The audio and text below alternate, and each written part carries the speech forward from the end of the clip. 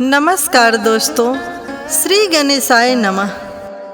आज मैं आप सबों के लिए जीवित पुत्रिका व्रत कथा लेके आई हूँ, तो इस कथा को सुनिए। एक बार नैमिषारण्य के निवासी ऋषियों ने संसार के कल्याणार्थ सूत जी से पूछा, हे सूत, कराल कली काल में लोगों के बालक किस तरह दीर्घायु होंगे, सो कहिए। सूत जी बोले, जब द्वापर का अंत और कलयुग का आरंभ था, उसी समय बहुत सी शोकाकुल स्त्रियों ने आपस में सलाह की कि क्या इस कली में माता के जीवित रहते पुत्र मर जाएंगे। जब वे आपस में कुछ निर्णय नहीं कर सकीं, तब गौतम जी के पास पूछने के लिए गईं। जब उनके पास पहुंची तो उस समय गौतम जी आनंद के साथ बैठे थे। उनके सामने जाकर उन्होंने मस्तक झुकाकर प्रणाम किया। तदंतर स्त्रियों ने पूछा, हे प्रभु, इस कलयुग में लोगों के पुत्र किस तरह जीवित रहेंगे। इसके लिए कोई व्रत या तप हो तो कृपा करके बताइए। इस तरह उनकी बात सुनकर गौतम जी बोले, आपसे मैं वही बात कहूँगा जो मैंने पहले से सुन रखी है। गौतम जी ने कहा, जब महाभारत युद्ध का अंत हो गया और द्रोण पुत्र अश्वत्थामा के द्वारा अपने बेटे को मरा देखकर सब पांडव बड़े दुखी हुए, तो पुत्र के शोक से व्याकुल द्रौपदी अपनी सखियों के साथ ब्राह्मण श्रेष्ठ धौम्य के पास गई और उसने धौम्य से कहा, हे विपिंद्र, कौन सा उपाय करने से बच्चे दीर्घायु हो सकते हैं, कृपा करके ठीक ठीक कहिए। धौम्य बोले, सतयुग में सत्य वचन बोलने वाला, सत्याचरण करने वाला, समदर्शी जीमूतवाहन नामक एक राजा था। एक बार वह अपनी स्त्री के साथ अपने ससुराल गया और वहीं रहने लगा। एक दिन आधी रात के समय पुत्र के शोक से व्याकुल कोई स्त्री जोर जोर से रोने लगी, क्योंकि वह अपने बेटे के दर्शन से निराश हो चुकी थी। उसका पुत्र मर चुका था। वह रोती हुई कहती थी, हाय, मुझ बूढ़ी माता के सामने मेरा बेटा मारा जा रहा है। उसका रुदन सुनकर राजा जीमूतवाहन का तो मानो हृदय विदीर्ण हो गया। वह तत्काल उस स्त्री के पास गए और उनसे पूछे, तुम्हारा बेटा कैसे मरा है। बूढ़ी ने कहा, गरुड़ प्रतिदिन आकर गांव के लड़के को खा जाता है। इस पर दयालु राजा ने कहा, माता, अब तुम रो मत, आनंद से बैठो, मैं तुम्हारे बच्चे को बचाने का यत्न करता हूँ। ऐसा कहकर राजा उस स्थान पर गए जहाँ गरुड़ प्रतिदिन आकर मांस खाया करता था। उसी समय गरुड़ भी उस पर टूट पड़ा और राजा के शरीर का मांस खाने लगा।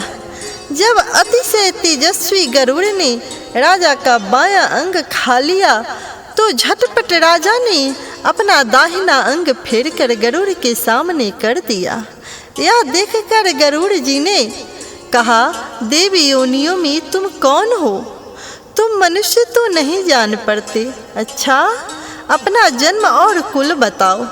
पीड़ा से व्याकुल मन वाले राजा ने कहा, हे पक्षीराज, इस तरह के प्रश्न करना व्यर्थ है।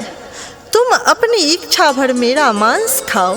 यह सुनकर गरुड़ रुक गए और बड़े आदर से राजा के जन्म और कुल की बात पूछने लगे। राजा ने कहा, मेरी माता का नाम सैव्या है और मेरे पिता का नाम शालिवाहन है। सूर्यवंश में मेरा जन्म हुआ है और जीमूतवाहन मेरा नाम है। राजा की दयालुता देखकर गरुड़ ने कहा, हे महाभाग, तुम्हारे मन में जो अभिलाषा हो वह वर मांगो। राजा ने कहा, हे पक्षीराज, यदि आप मुझे वर दे रहे हैं तो वर दीजिए कि आपने अब तक जिन प्राणियों को खाया है वे सब जीवित हो जाएं। हे स्वामिन, अब से आप यहाँ बालकों को न खाएं और कोई ऐसा उपाय करें कि जहाँ जो उत्पन्न हो वे लोग बहुत दिनों तक जीवित रहें। धौम्य ने कहा कि पक्षीराज गरुड़ राजा को वरदान देकर स्वयं अमृत के लिए नागलोक चले। वहाँ से अमृत लाकर उन्होंने उन मरे हुए मनुष्यों की हड्डियों पर बरसाया।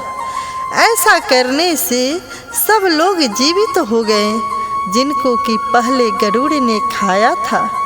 राजा के त्याग और गरुड़ की कृपा से गांव वालों का बहुत कष्ट दूर हो गया। उस समय राजा के शरीर की शोभा दूनी हो गई थी। राजा की दयालुता देखकर गरुड़ ने फिर कहा, मैं संसार के कल्याणार्थ एक और वरदान दूंगा। आज आश्विन कृष्ण सप्तमी से रहित शुभ अष्टमी तिथि है।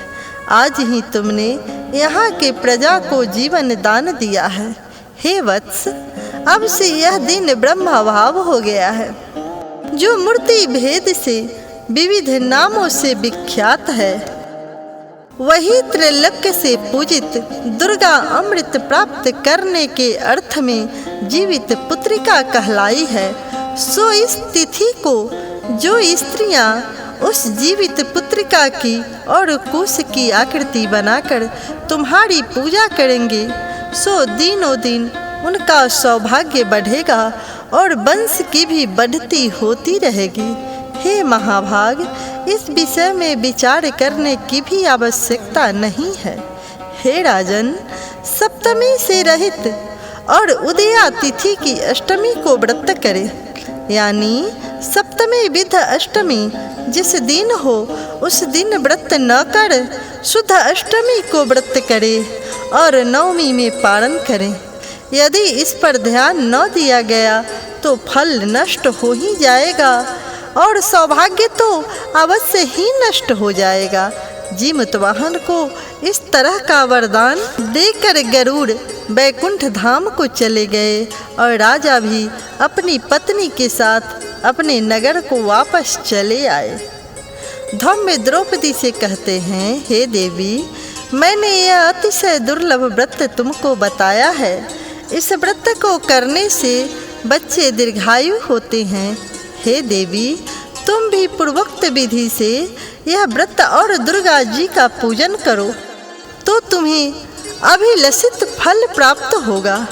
मुनिराज धौम्य की बात सुनकर द्रौपदी के हृदय में एक प्रकार का कौतूहल उत्पन्न हुआ और पूर्वासिनी स्त्रियों को बुलाकर उनके साथ यह उत्तम व्रत किया। गौतम ने कहा, यह व्रत और इसके प्रभाव को किसी एक चीही ने सुन लिया और अपनी सखी सियारिन को बतलाया। इसके बाद पीपल वृक्ष की शाखा पर बैठकर उस चीही ने और उस वृक्ष के खोते में बैठकर सियारिन ने भी व्रत किया।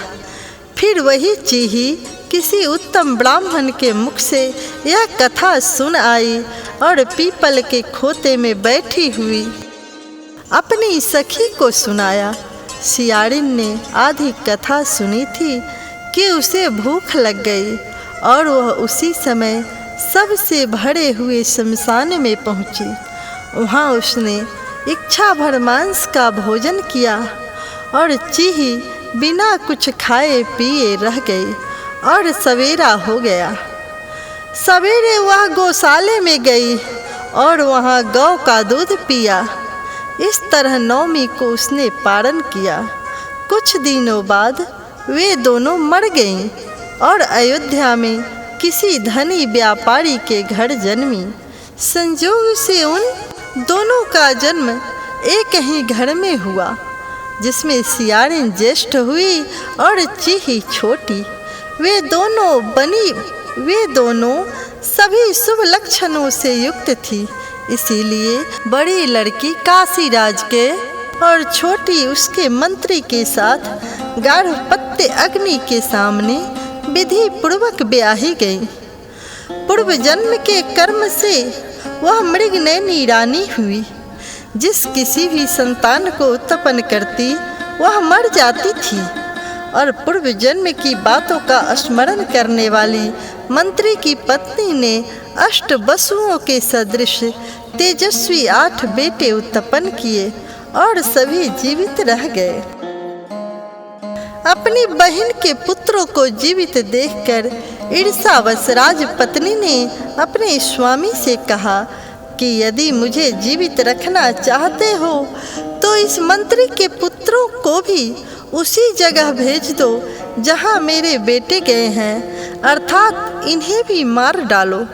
यह सुनकर राजा ने उस मंत्री के पुत्रों को मारने के लिए कई प्रकार के उद्योग किए, पर मंत्री पत्नी ने जीवित पुत्रिका के पुण्य बल से बचा लिया।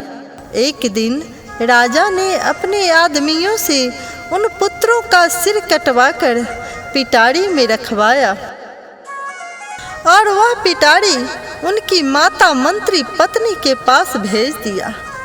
किंतु वे 8 सिर बेशकीमती जवाहरात हो गए, और भले चंगे वे 8 लड़के अपनी माता के पास वापस चले गए। उनको जीवित देखकर राजपत्नी को बड़ा विस्मय हुआ। अंत में वह मंत्री की पत्नी के पास आई और उससे पूछा, बहन, तुमने कौन सा ऐसा पुण्य किया है जिससे बार बार मारे जाने पर भी तुम्हारे बेटे नहीं मरते? इस पर मंत्री की पत्नी ने कहा, हे बहन, पूर्व जन्म में मैं चीही थी और तुम सियारन। दोनों ने व्रत किया था। तुमने व्रत के नियमों का भली भांति पालन नहीं किया था और मैंने किया था। इसी दोष से हे बहन, तुम्हारे बेटे नहीं जीते हैं। ओ राजरानी, अब भी तुम उस जीवित पुत्री का व्रत को करो जो तुम्हारे बेटे दीर्घायु होंगे। मैं तुमसे सच सच कह रही हूँ। उसके कथा अनुसार रानी ने व्रत किया, तभी से उसके कई बेटे सुंदर और दीर्घायु होकर बड़े बड़े राजा हुए। सूत जी कहते हैं कि सब प्रकार का आनंद देने वाला मैं यह दिव्य व्रत बतलाया। स्त्रियां चिरंजीवी संतान चाहती हो तो विधि पूर्वक यह व्रत करे। तो दोस्तों, राजा जीमूतवाहन के नाम पढ़ें। इस व्रत का नाम जीवित पुत्रिका व्रत अर्थात जितिया व्रत पड़ा। तो तब से लेकर आज तक सभी महिलाएं अपनी संतान के लंबी आयु की कामना करते हुए इस व्रत को बड़ी श्रद्धा और विश्वास के साथ करती आ रही हैं। तो प्रेम से बोलिए मैया भवानी की जय।